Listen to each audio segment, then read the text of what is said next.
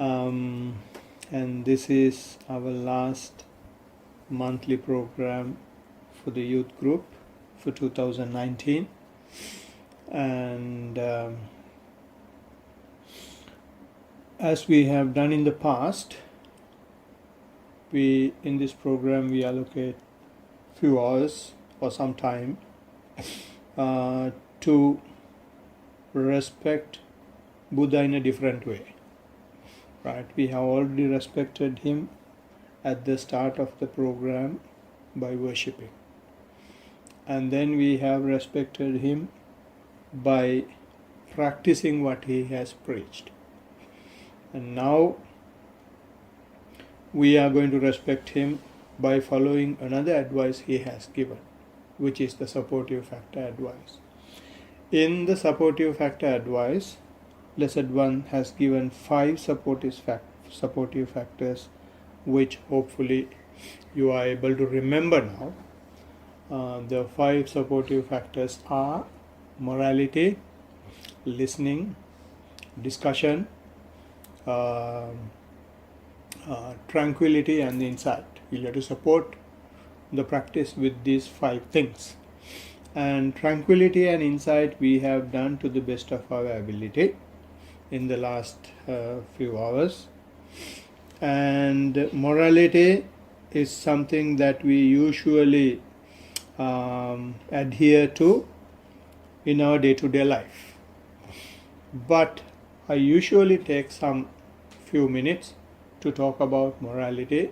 Since we are living lay lives, we have so many opportunities to break morality. The Blessed One says, if we walk on this path, it is imperative, not that you 100% stick to it, but support as much as possible. Now, by supporting, what we mean is, by morality, what we mean is, we restrain at least the 5 things that we call 5 precepts, right? Which is restraint from harming other beings, restraint from taking what is not given, restraint from sexual misconduct, restraint from lying, restraint from taking intoxications. Of these 5, there are 2 that we can 100% adhere to. The 2 are sexual intoxication, restraining from intoxication, and sexual misconduct. There is nobody who is going to do it by force unless you have some contribution to it.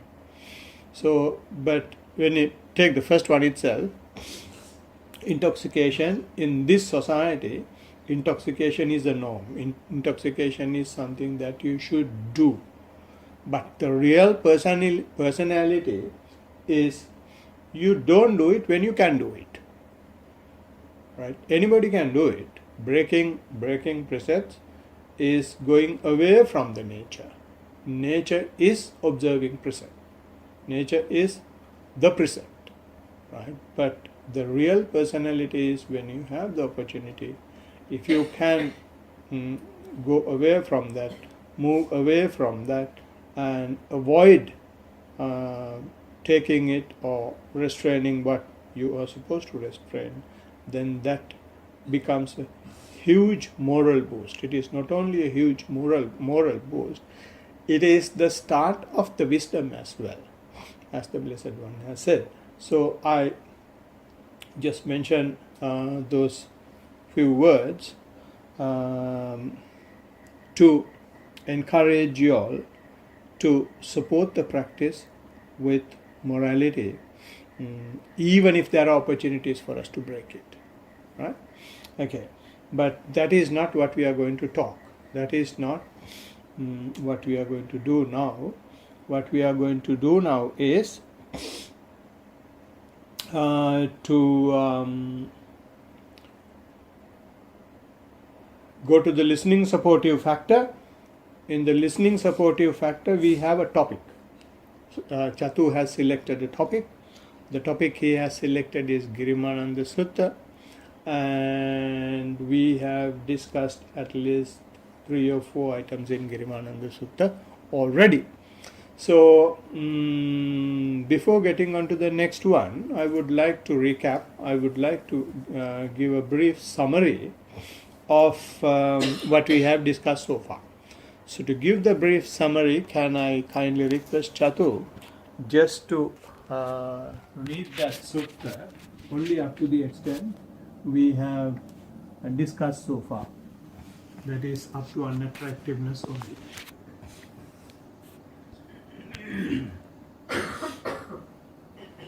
I have heard that on one occasion the Blessed One was staying near Savatthi in Jeta's Grove, Anathapindika's monastery, and on that occasion Venerable Girimananda was diseased, in pain, severely ill. Then Venerable Ananda went to the Blessed One, and on arrival, having bowed down to him, sat to one side. As he was sitting there, he said to the Blessed One, Lord, Venerable Girimananda is diseased, in pain, severely ill. It would be good if the Blessed One would visit Venerable Girimananda out of sympathy for him. Ananda, if you go to the monk Girimananda and tell him 10 perceptions, it's possible that when he hears the 10 perceptions, his disease may be allayed. Which 10? The perception of inconstancy, the perception of not self, the perception of unattractiveness, the perception of drawbacks, the perception of abandoning, the perception of dispassion, the perception of cessation, the perception of distaste for every world, the perception of undesirability of all fabrications, mindfulness of in and out breathing. And what is the perception of inconstancy? There is the case where a monk, having gone to the wilderness, to the shade of a tree, or to an empty building, reflects thus: form is inconstant, feeling is inconstant, perception is inconstant, fabrications are inconstant, consciousness is inconstant. Thus he remains focused on inconstancy with regard to the 5 clinging aggregates. This ananda is called the perception of inconstancy. And what is the perception of not self? There is a case where a monk, having gone to the wilderness, to the shade of a tree, or to an empty building, reflects thus: the eye is not self, forms are not self, the ear is not self, sounds are not self, the nose is not self, aromas are not self, the tongue is not self, flavors are not self, the body is not self, tactile sensations are not self, the intellect is not self, ideas are not self. Thus he remains focused on not selfness with regard to the 6 inner and outer sense media. This is called the perception of not self. And what is the perception of unattractiveness? This is the case where a monk ponders this very body, from the soles of the feet up on up, from the crown of the head on down, surrounded by skin, filled with all sorts of unclean things. There is in this body hair of the head, hair of the body, nails, teeth, skin, muscle, tendons, bones, bone marrow, spleen, heart, liver, membranes, kidney, lungs, large intestines, small intestines, gorge, feces, gall, phlegm, lymph, blood, sweat, fat, tears, oil, saliva, mucus, oil in the joints, and urine. Thus he remains focused on unattractiveness with regard to this very body.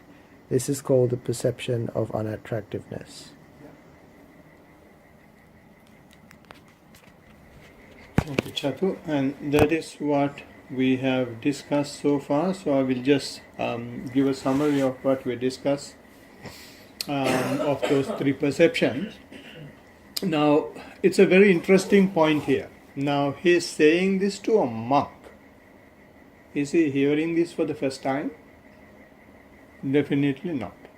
Blessed One himself says listening is a supportive factor. So, on a daily basis, he is giving sermons. Or at least his other disciples, other higher ranked disciples may be giving sermons as well. So, Venerable Girimananda is not hearing this for the first time. So, why he is saying it again is a good question. Right? Why he is saying that again is, when we fall sick, no matter how much we practice, no matter, irrespective of whether you have heard it every day, when you fall sick, when you are in pain, when it is unbearable, all this what we have learned will go out the window. Somebody will have to come and remind it. And when you see the 9 perceptions, and finally what Blessed One does is, he is, after giving all these 9 perceptions, he is taking Venerable Girimananda to in and out breathing. Whereas 4 foundations of mindfulness starts with that, which means you forget mindfulness. So you will have to create the conditions, right? You will have to remind once again, because when your body falls sick, mind also falls sick. So he just go and tap the things that he has already mentioned.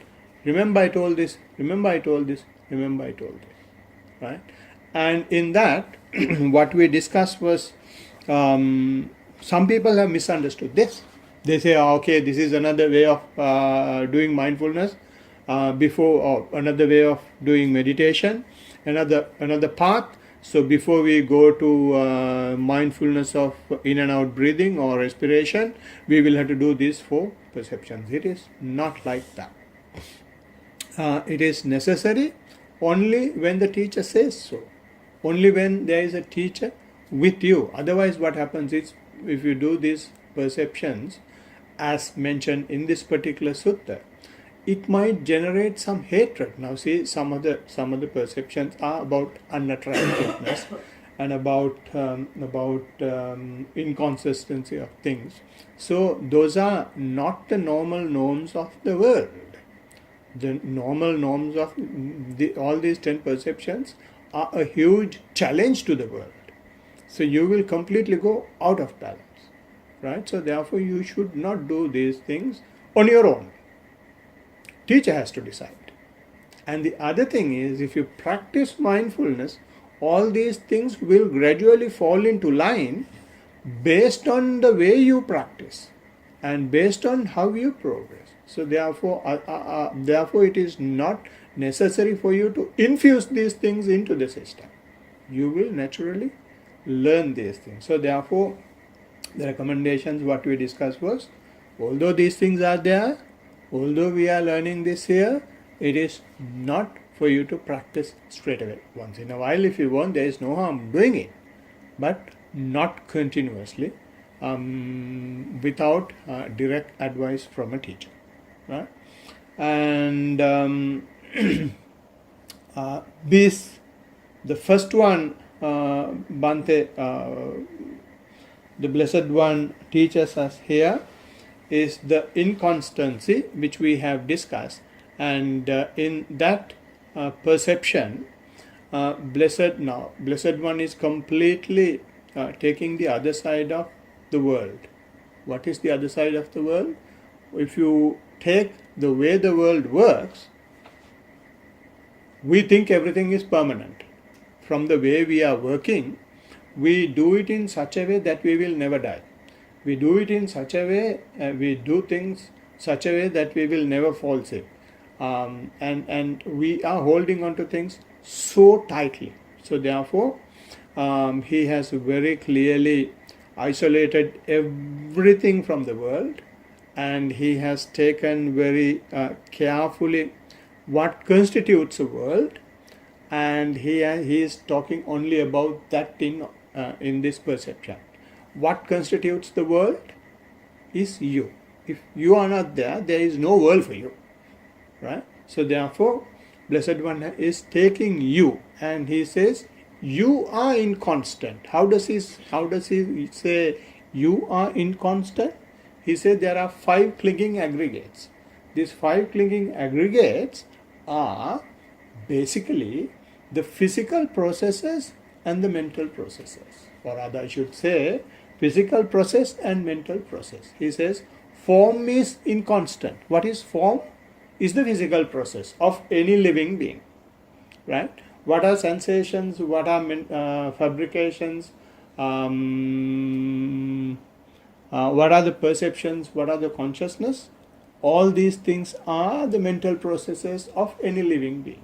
right? So this physical process and mental process and their interconnection, Blessed One is saying, are not constant. It is changing all the time. It is changing faster than c to the power 2. What is c? Is the speed of the light, as I know. And it is changing even faster than that, right? It is c to the power c when it comes to especially the mental processes, right? So it is changing so fast, so we can't see the change. It's like this light, this bulb. Goenkaji says, it appears that the bulb is there constantly, but what actually happens is current is coming and it passes away, and then the next one is coming, passes away, next one is coming, passes away, and it keeps happening, and it looks to us that it is there permanently. And the Goenkaji is asking, if it is there permanently, there is no electricity bill, because it doesn't change. Electricity bill is coming because we are consuming every second. So like that, even our physical processes and mental processes changing at much faster rate, and we get deteriorated at the same rate. And therefore the Blessed One says, oh, okay, you live in such a way that this will never change and this is permanent, but unfortunately it is impermanent. And he says, what is impermanent is you. What is you is the physical process and mental processes. And with that, he is quietly giving some idea of what Venerable Girimananda has forgotten. And then he is quietly taking the other perception, and he is saying, this is unbearable, this is so painful, and I have got to do something, and what is happening to me and all that. He is crying. Right? This is why Venerable Ananda ran to the Blessed One and said, no, this fellow is going to die, go and do something. Right? So the Blessed One takes the next side of the living beings, or of us, or of humanity, how we connect to the world. How we connect to the world is from our 6 faculties, and these 6 faculties are having 6 objects outside, right? Eye is having color or the forms, or ears are having the sounds, sound as the object, and nose is having the aroma as the object, and tongue is having taste as the object, body is having the tactile sensation as the object, and the mind is having ideas and intellect as the objects, right? So these objects which link to our internal faculties, they work very fast, very interrelated and in a tangled manner, and we have the perception that there is someone doing these things, because we eat, we drink, and we talk, and we go, and it appears that there is someone. But the Blessed One says, there is nobody as such. These things are happening just because of cause and effect relationship. What is the cause and effect relationship? Because you have an eye, and since there is an object that you can see, then seeing happens. Similarly the sound, similarly the taste, similarly the other things. And say for example, you are either listening to me or you are either looking at me. So the cause and effect relationship is happening there, and other things, you don't hear other things or you don't see other things. But if I change you and ask you to see something else, then another cause and effect relationship starts, right? So therefore, there is no I that is actually here, there is no self here, but just cause and effect relationships that takes place at such a fast rate, and then it appears that there is a person doing these things. And Blessed One taps the door of Venerable Girimananda's intellect or the spirituality and tells him, remember, I have told you so many times there is no self. Now you are crying that there is self when you fall sick. There is no self.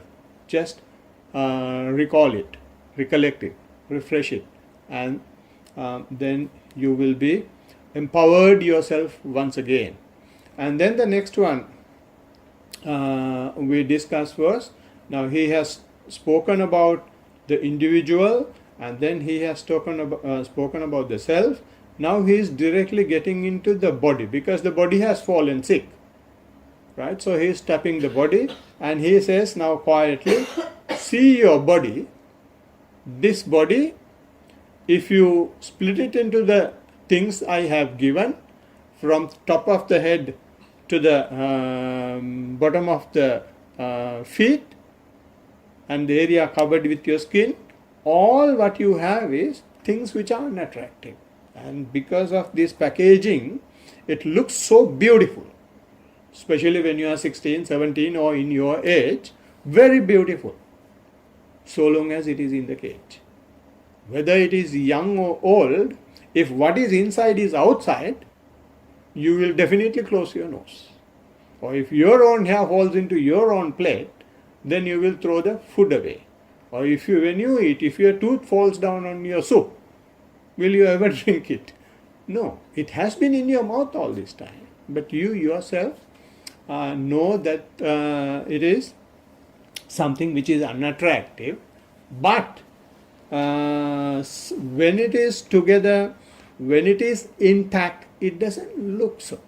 Blessed One says, hang on, just take one thing at a time individually and understand that although it looks attractive, this unattractiveness is there, and you yourself know when these things are separated from your body, you yourself hate it, right? So it is therefore something that you should be aware, not to treat it as attractive when it is together, and treat it as unattractive and hate it when it is outside your body. You just become aware. So when it is outside of your body, you will not start crying, you will not start hating it, you will not chase it away, you will not worry about it.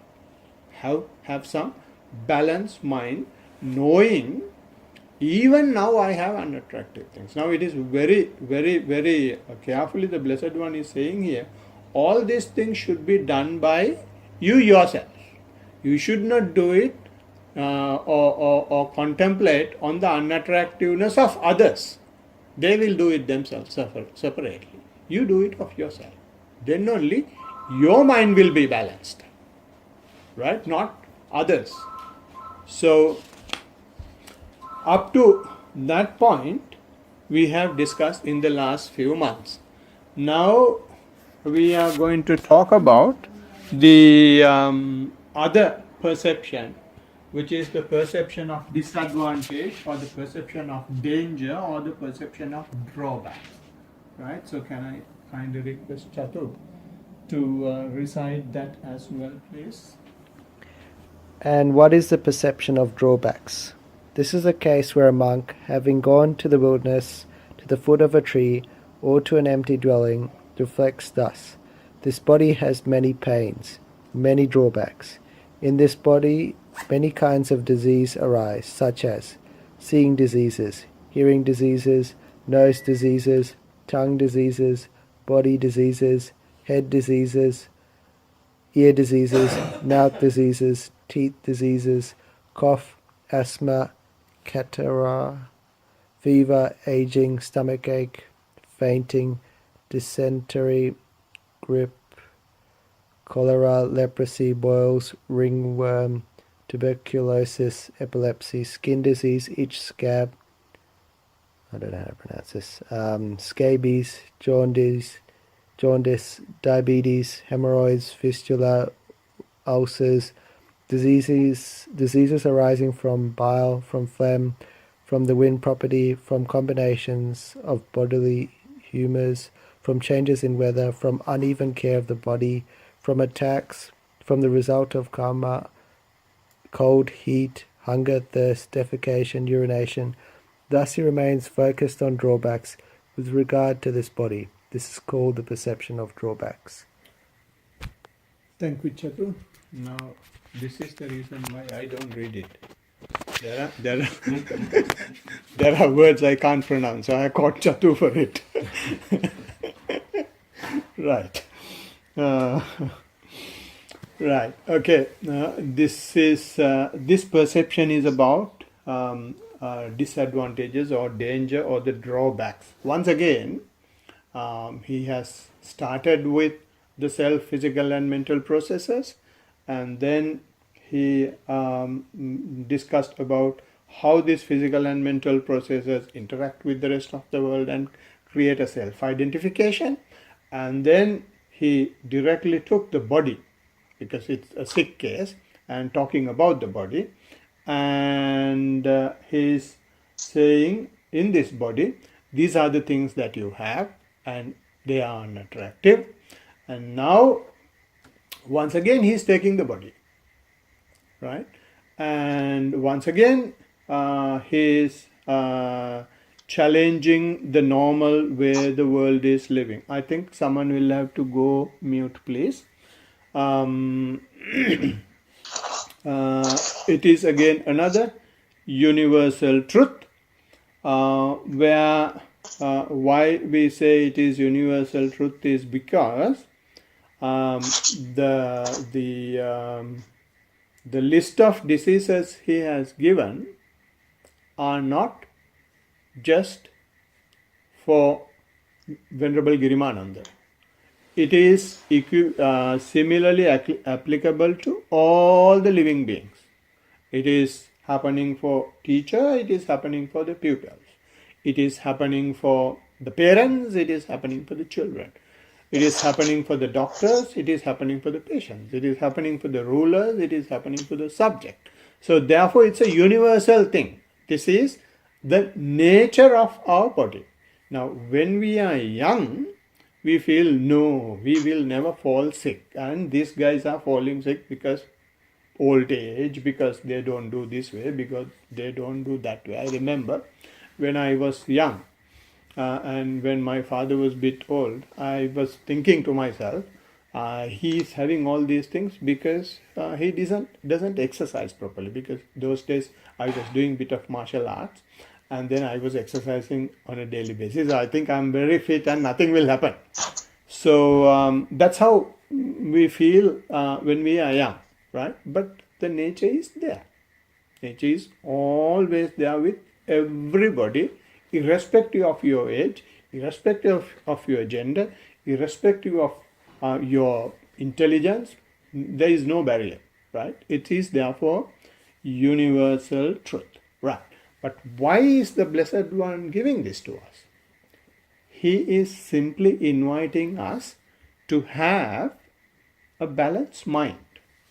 When we have a balanced mind, when we are aware that this body is vulnerable for sickness, right? Then when we fall sick, our body may fall sick, but our mind will not fall sick. But what has happened to, this has happened to Venerable Girimananda. He is a person, a full-time meditator under the Lord Buddha. Still, he has fallen sick and he is worrying. And then someone else will have to go and remind him. So,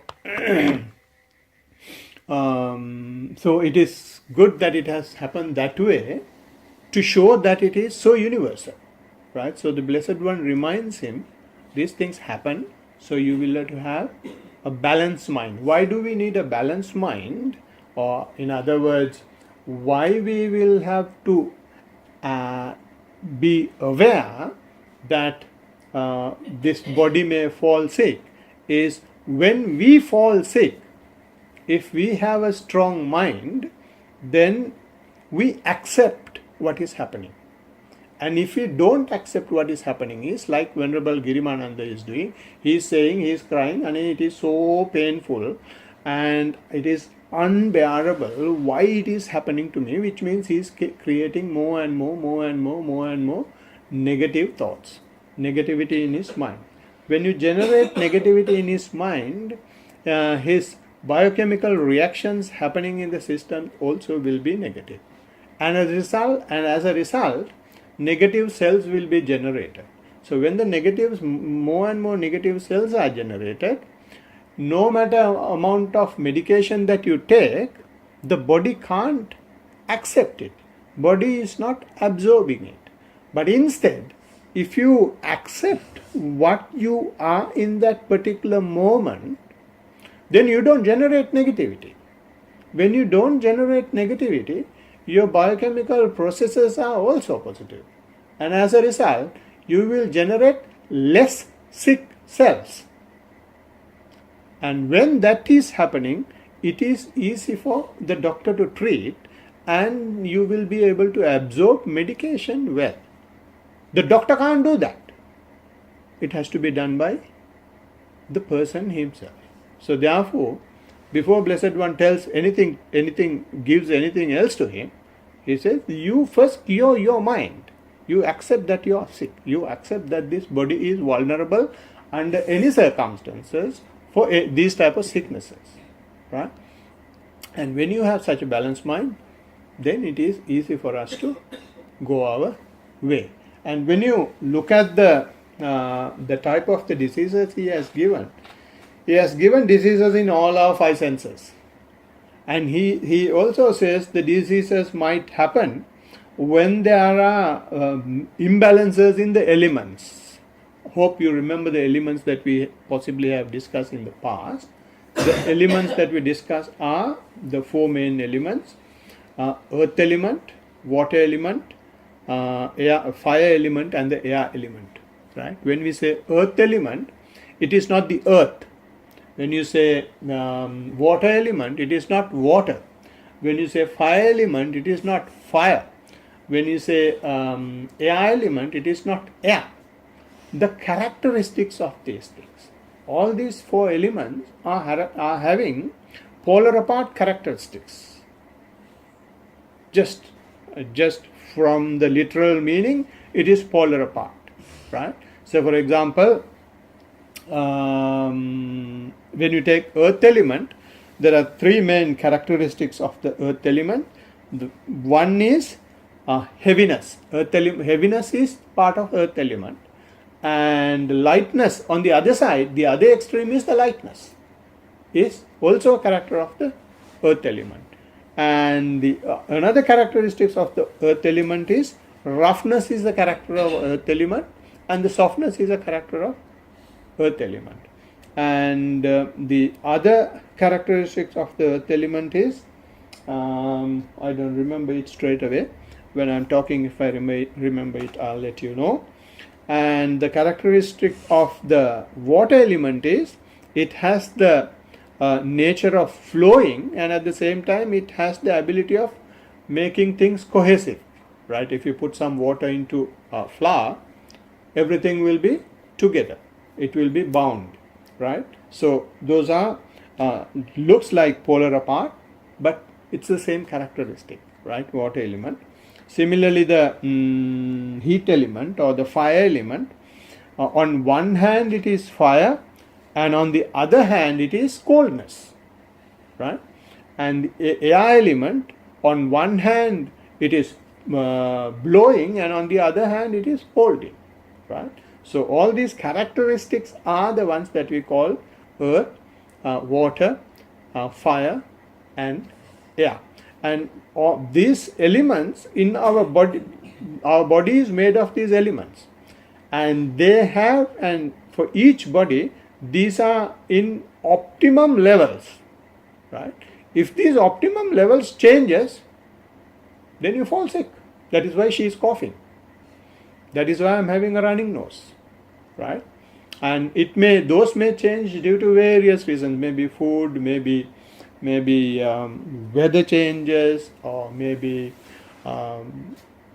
due to many things, right? So diseases you may have even from those elements, changes in the elements.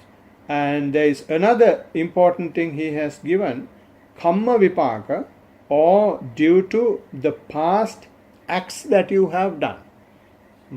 Because of past bad acts that you have done in previous lives, you may have the bad result now. There are many examples. There was one monk during Buddha's time. He was an arahant, and he was blind. Blessed One said the reason for his blindness is because in one of his previous lives, he has been an eye surgeon, right? Very well-known eye surgeon. And there has been a lady, beautiful lady, and she's blind. And this woman has come to this eye surgeon and asked him to cure him. He said, okay, I will cure you, but once I cure you, the price is you will have to marry me. And this woman can't see this person. And he said, okay. She said, okay. And then she was cured. After curing, as soon as she was able to see, she didn't like the guy. So what she did was, she pretended that she still can't see. The doctor knows that she definitely can see, and he knew what is going on. Then what he said, okay, if you can't see, let me give you another medication. And then he has made it permanently blind. He has given some medication to to make that lady permanently blind. As a result of that act, he has been blind in many lives, and even in the life he was enlightened, he was blind, right? So therefore there will have some diseases coming from Kamma Vipaka as well. There is a Sri Lankan professor living in Melbourne, whose name is Granil Dharmavadana. He once came to our temple, and he's very very good in hypnotizing, correct? Is that the word? Hypnotizing people. And by hypnotizing, he is treating people, right? And he is curing some diseases. I don't know whether you guys remember whether you were there in his talk. Maybe you're a bit small. And he was talking all that. It was very beautiful. And then during question and answer session, he was giving only fantastic stories. I put the googly and I asked him, did you have any instance where you could not cure it? Because he said only instances he could cure it. Then he said, yes, I have had instances where I could not cure it. They cannot be cured because it is happening not due to any mental issue that these people are having. It is happening because of the past karmas. So if there is a disease due to a past karma, can't help, right? There have been such diseases even for the Lord Buddha, right? So therefore, Blessed One is covering even that. And it's very interesting in this list, the last 4 items he has given. Remember the last 4 items he has given? Eating, drinking, or in other words, hunger, thirst, defecation and urination are also diseases of this body. When the world is extremely spiritual, extremely moral, there Blessed One, there is a discourse that is given by the Blessed One. In that discourse he says there are no diseases at all except for these 4. Right? Because we have a body, we have got to eat. Because we have a body, we have got to drink. Because we eat and drink, we have got to urinate and defecate. So it's in the Buddha's final analysis, it's a disease. In other words, dis-ease. It's uncomfortable, or it's a drawback of the body. It is a price that you will have to pay for having this body. That is what he simply says. Not that urination and defecation is something that you will have to go and see the doctor, right? It's a drawback of this body, nature of this body. Now, having said that, I would like to give you now, we are talking about the drawbacks of this body. A small story that happened during Buddha's time. Usually, as you know, monks are going on alms round, right? So when monks are going on alms round, they have got to go on alms round only when people have cooked, right? So one day, some of the monks have gone before that, bit earlier. So they realized it is early. Then what they did was, they can't go back to the monastery also. And there are other monasteries of other ascetics, not Buddhists.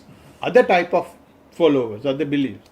Now, unlike today, now it is hardly people, the Christians go to Catholic churches, I'm not sure, I'm assuming, or Buddhists go to Catholics or Christian or Hindu or Muslim temple. We hardly go, right? But those days it is not like that. If there is some time, we just peep in and have a chat. So these monks have gone, because they had some time, they have gone to this monastery, other ascetics monastery, and they have been having a chat. So the followers of that chief ascetic has asked these monks, is your teacher talking about the drawbacks of sensual pleasures? Then monks have said yes. And is your teacher talking about drawbacks of the body? Monks have said yes. And is your teacher talking about drawbacks or the dangers of sensation? Monks have said yes. Like that, they have kept on asking questions. Then monks have been saying yes, yes, yes. And then they have said finally, even we do the same thing. So why two groups? Why your group and our group? Then the monks did not have an answer. They have just not rejected it, not accepted it. They said, okay, now time up, because it's not good question.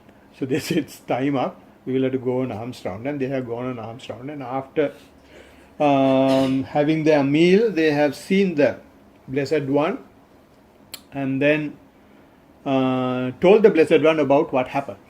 Then the Blessed One said, okay, good that you did not say anything, but in future, if something like this happens, keep in mind, we are not just talking about danger. We talk about three things. One is, in all these things, sensuality, or the body, or the sensations, we have a pleasure. We talk about pleasure as well. And then we talk about the danger or the drawback. And then we talk about way out of it, relinquishment as well. So it is not just the danger that we talk about, the Blessed One said. Right? So what does it mean? What it means is, that is how the Blessed One is creating or introducing the equipoised mind, right? Or the balanced mind that I discussed or that I mentioned earlier. Now, when you take the world today, we are doing everything only about the first one. What is the first one? Pleasure. We do everything for pleasure, pleasure, pleasure, pleasure, pleasure, pleasure, pleasure. And I was born in a very remote village in Sri Lanka. Today I am in Australia. Why? Because we have kept on seeking pleasure, pleasure, pleasure, pleasure, pleasure, pleasure. Endless pleasure seeking game we have. The entire world, 99.9999, is behind pleasure. If you turn on the TV, everything they are talking is about pleasure. And they will have one female's face will be shown, and face will be divided into two, and one side after applying the cream, and the other side before applying the cream. they show how this pleasure principle can be maintained. And you will see, you may have seen definitely telefast or some fast medication just before autumn starts. They are inviting troubles. Okay, you have this stock at home because you won't be able to go to office, or have this stock of anti something called, I don't remember, for air in the tummy. Have that stock at home. Have these Nature's Way tablets at home, so that you can maintain B12, you can maintain omega, you can maintain iron. Nothing will happen. Have the stock at home. pleasure principle, you don't allow any sickness to come. But after having all that, and today I met someone who has recently become vegetarian, and she says, I'm a bit worried about that my iron level will go down. And then I told, don't worry, I have quite a few of friends who are eating all sorts of meats that is available in the supermarket, but still they have iron deficiency. Right? So it is not, the iron deficiency is not directly related. It may be, but not directly related to whether you eat meat or not. Right? There are many other ways that you will get iron. So that, then she said, oh, it's very good to know. And like that, this world is 99.999 pleasure. They hate the other side. What it simply does is, if it is two-side scale, only one side they are talking about, only the pleasure. They hate so much the drawbacks. They hate the danger of the body, danger of sensuality so much. So therefore, we live in a paralyzed way. We don't live in a balanced way. If there is a slightest thing coming, then we start complaining, taking all sorts of medications, taking all sorts of insurance policies possible, and just to avoid that, just to exterminate. And it goes to such an extent, if it is not me, my and mine, if it is not we, our and ours, we can kill anybody. And things that are happening in the world are just because of pleasure principles of some people.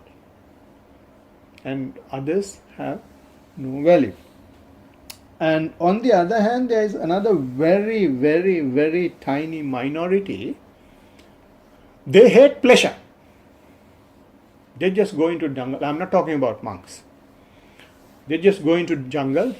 They have thrown away TVs, they have thrown away mobiles, they have thrown away all the vehicles, and they just live in the old primitive ways, because this pleasure is such a snake that bites you, right? And unfortunately, that is not a majority at all, right? And what they do is they hate pleasure, right? Those who are seeking pleasure hate drawback or the danger. Those who accept danger hates pleasure. Blessed One says both these are wrong. Both these are wrong. When you seek pleasure, you hold on to your body. When you see the danger of the body, you start hating your own body. Right? So the Blessed One says, because we have a body, we have some pleasure in it, we talk about it, and there is at the same time there is a danger in it. We talk about that as well. This is why we do now, in most of you know, we do something called cost-benefit analysis. This is the cost-benefit analysis of the Blessed One of everything. There is a benefit of having the body, and to get that benefit you are paying so much, and you think that you have more pleasure. To get more pleasure you suffer more. So therefore the bottom line is a huge negative that you don't know. When you realize that, it is too late, too old, but not you, because now I'm sure all of you are less than 36 years old. I started doing this when I was 36. Until such time, I did not have any clue of the Buddhism in which I was born into. It took 36 years, but in your case it's completely different. Right? You're so lucky to hear this now, in this prime age. Right? And if I had delayed few more years, then you don't get this message. It's hard to understand. Right? Okay, now the question is not that. In order to accept when there is some danger, or let me put it this way, in order to accept that you are suffering from a disease, to accept that disease, you can't do it overnight. You should have some training for it, some practice for it. That practice can be done when you are not sick. How you do that practice when you are not sick? You are sitting, closed eyes, spinal straight, and right hand on the left, and you are sitting and you are observing your breath. But what happens is, your knee starts hurting and it is going to pieces in the next 2 seconds. Right? But what you do is, you try to be as still as possible and accept that pain. Try to go into that place where you have that pain and try to go and see what is happening there. Try to go and take your mind there and keep on observing. Right? So what that does is that quietly taking your mind to the body. So in this manner, when you are not sick, you take your mind to the body and you have that training while sitting. When you are not sick, there is a pain, and I have taken my mind to that pain. I'm sort of now in there. And when something like this is happening,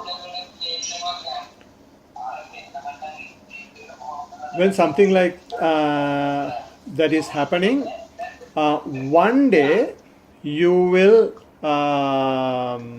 fall sick, and that reminds you, when you fall sick, when the body is suffering, when it is so painful, that reminds you the day that you were observing the knee pain, the day that you were observing the back pain, the day that you were observing that pain and this pain. And it gave you an opportunity to go into your body. And when you are sick, the same thing is there, but in a different way. You can now go into your body because the pain is there, right? And you can accept yourself. You can accept your body. And you can, when such a pain is there, your mindfulness is 100% there. It does not go anywhere. But you take that as an opportunity to take your mind more and more into your body. So then, because of that disease, because of that danger, because of that uncomfortability, you have brought your mind, which has been wandering all over the world, to your body. That is what the Blessed One is trying to do by giving this adina, or by showing this drawback. He is not trying to create a hateful mind. He is simply trying to bring your mind to a body using any circumstance. Right? So when that happens, your attitude towards the disease change. You may be sick, but with a happy mind. As a result, you may have more and more happy cells, and you will recover as well, or recover faster. Right? So that way you will be accepting yourself, whether it is a drawback or a danger, or whether it is a pleasure. So your what you call scale is balanced now. So when you have a balanced scale, when your attitude is not changing, when it is pleasurable and when it is not pleasurable, that itself is the relinquishment. So that is what the Blessed One is talking, and what he simply does is, he is hitting very hard. How you hit someone very hard? Get as close as possible. If you want to really give a good shot, you will have to be very friendly and get as close as possible. And then you can give very well. That's exactly what the Blessed One is doing. He is getting close to the body as much as possible. And go inside and be with the body, and that itself changes the way the mind is thinking, the way the mind is trying to put us into trouble. We come out of trouble, we come out of the slavery to the mind. Right? Okay, so I think I have spoken too much today. Hope it made some sense. And when you do this, what Blessed One says, it gives you wisdom. How it gives you wisdom is, it takes the fear component away from your mentality. When the taking fear component away from the mentality is part of the wisdom, beginning of the wisdom. So may all of you be able to have that wisdom seed generated, cultivated in your mind, and may the blessed blessings of the Triple Gem be with you. Teruvan Saranai. And if you have any questions, you can quickly take now. I will. There is another group that is joined here today. So I will first take any questions from this group and or the English group, and after that we will go to Singlish group. So anyone from here or from who is in Skype, Harindu and Shalini?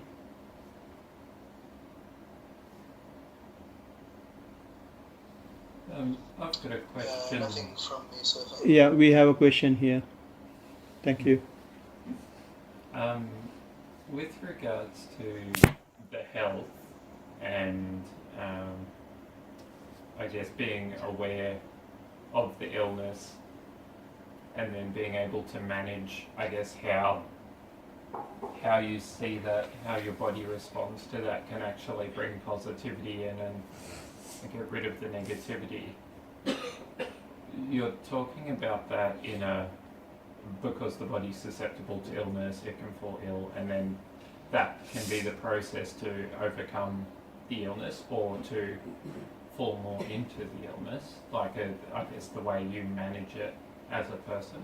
I was just wondering, with regards to falling ill in the first place, if you're exercising these techniques before you have any illness, is your body more positive or something in that sense where you're less likely to fall ill in the first place?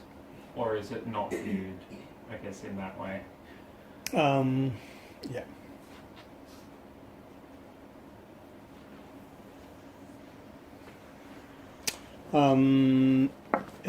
I accept the proposal. That is what is happening to some extent. Right now, as I said, if there are any results of past actions, then irrespective of our change in attitude, the illness will be there. The karma, you mean? Yes. But if you are able to manage or take your mind into the body and be with yourself, what it does is it gives you an opportunity to see the very starting change in the body sensitivity. Then you know something is going wrong. Then you try to become mindful there before it develops, and as a result subside. Right? So, but you cannot do it straight away. It's a process of training, and there are people doing it even today. I mean, it naturally happens, because when you practice like this is why we require daily practice. So it becomes part of your living. When it becomes part of your living, whatever happens, your mind comes to the body. Right? So when something like that happens, your mind comes to the body, and you first start observing it when you are really sick, and then after few times you realize that you will be able to see that sickness much earlier, right? I know that I have a cold only when snot is falling from my nose. But now I know it is going to come because there are other symptoms that are coming before that. I'm now sensitive to those things. So then I can take actions much earlier, right? And there was, when I was in Melbourne, there was a person that day, he was one of the organizers, and he was having a severe headache.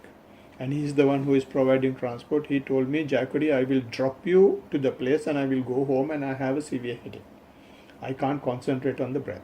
I said, that's fine. But today, if possible, and if you really don't want to do this, you stay today and observe your headache. And he said, after the first 2 hours, I observe the headache, and when I observe the headache, when I take my mind to the place where the pain is, it moves somewhere else. And when I take my mind there, it moves somewhere else. And finally, it quietly started diluting, and vanished. And there is, I met another person. He says, when the headaches is starting, he is able to see where the pain starts. And then he takes his mind there and it doesn't develop any further. So that is what you mentioned.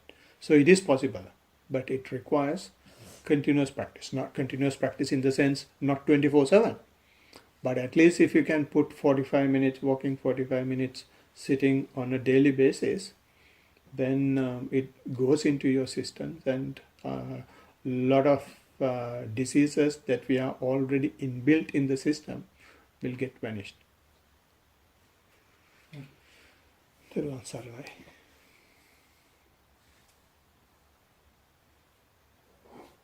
But one more thing I should add.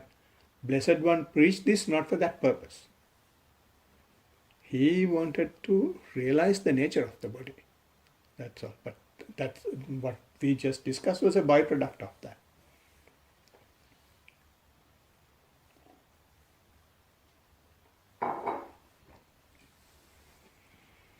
There is an English question here from Rocky. Harimali.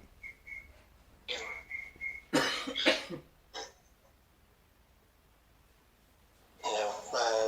About the other activities like practice Tai Chi in line with meditation, is there any negative impact? Any negative impact in what? Sorry, I didn't get it. I mean, practice other exercise. Other exercises. Okay, like yoga, like Tai Chi, Yeah. Kung Fu. Yeah. Right. Okay.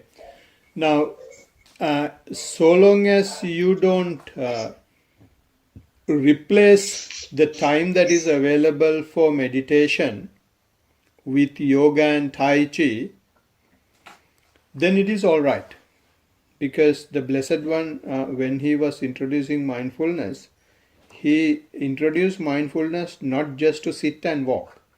He introduced mindfulness to anything that we do. We can be mindful. We can maintain our attention to our body.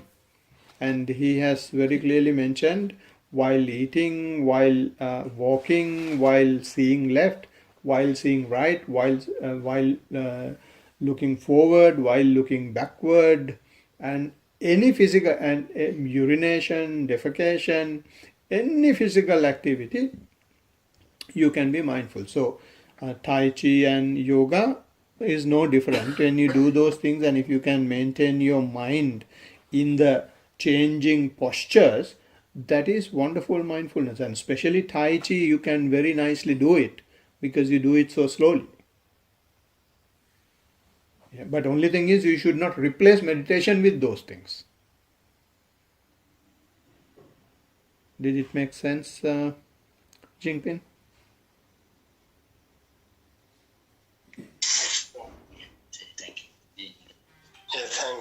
Okay, Yeah, that's great. yeah. Thiruvan Sarna. The reason I was asking is after I played Tai Chi and I make the sensation very strong. Yeah.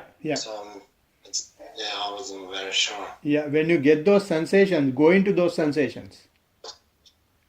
Okay. Yeah, when your mind is with those movements, and when what happens is mind comes to the body. When the mind comes to the body, you start seeing the sensations within the body. So then you can take your attention not just to the movements but to the sensations and go deeper. That will be very helpful. Okay, thanks. That's great. Right, Thiruvan Sarna.